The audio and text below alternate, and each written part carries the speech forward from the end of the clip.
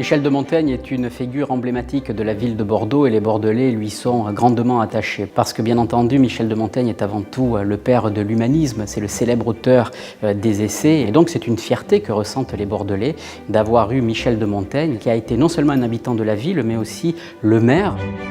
Alors un cénotaphe, c'est un tombeau, mais avec la particularité d'être vide, c'est-à-dire qu'il ne contient pas le corps. Voilà, donc c'est un monument funéraire qui est érigé à la gloire du défunt. Ce cénotaphe, donc dédié à Michel de Montaigne, a été commandé par son épouse, Françoise de la Chassaigne, sa veuve. Nous savons que c'était un couple qui était uni. Sur l'épitaphe, elle mentionne son regretté mari. On a d'abord pris en main l'étude préalable qui avait été faite pour comprendre le contexte, l'histoire, les documents conservés jusqu'à présent et les mettre en parallèle avec les observations qu'on a commencé par faire. Essayer de comprendre ce qui s'est passé, s'il y a eu des modifications, en l'occurrence il y en a eu beaucoup. Ce cénotaphe méritait une restauration parce qu'au cours des siècles, il a subi un grand nombre de détériorations. En effet, il a été déplacé de nombreuses fois, il a subi des pillages à la Révolution française, il a survécu à un incendie en 1871 et se sont superposées une multitude de restaurations, parfois de piètre qualité. Donc les objectifs, c'était tout d'abord un nettoyage, puisqu'il en avait vraiment besoin. Ensuite, de dégager les anciens comblements au plâtre qui étaient faits. Et ensuite, faire une harmonisation générale. Alors, en restauration, on est souvent confronté à ce problème-là, c'est-à-dire de faire des dérestaurations. Des choses qui ont été restaurées à une certaine époque. Et ça peut porter parfois préjudice à l'œuvre. Et donc, il faut enlever ces anciennes restaurations. Donc on s'est retrouvé avec un espèce d'éclaté de monuments, avec des joints ouverts, des parties manquantes, etc., etc. Et là maintenant, on est dans la phase où on recomble avec un mortier adapté pour redonner une lisibilité et une continuité des volumes.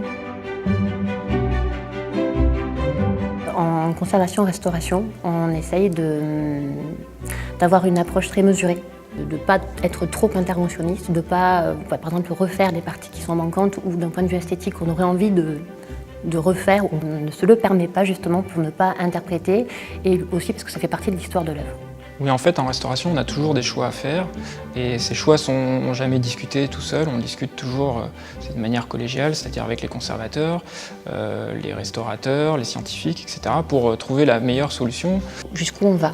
Par exemple, par rapport aux pleureuses, pendant très longtemps, le cénotaphe avait été présenté avec ses parties refaites, recouvertes même, puisqu'il y avait des volumes de 2-3 cm qui étaient recouverts d'une épaisseur de plâtre. Donc ça, on l'a dégagé, on retrouve la surface d'origine, mais qui est en décalé. Donc là, il faut trouver en fait un niveau qui permet de présenter une surface un peu esthétique, mais qui tient compte effectivement aussi de son côté historique. Et donc, il faut que nos interventions soient le plus possible réversibles, c'est-à-dire qu'on peut démonter ce qu'on est en train de faire sans porter préjudice à l'œuvre. Alors on a eu une surprise, ça a été la couleur de la pierre sous-jacente sous l'encrassement. On attendait une pierre plutôt crème et on s'est retrouvé par endroits avec une teinte un peu rosée. L'une des hypothèses, ça serait que ça serait le résultat de ce qu'on appelle une rubéfaction, c'est-à-dire un changement minéralogique de la pierre. Elle se transforme en présence d'une très très forte chaleur et on sait que le monument a subi au moins un incendie.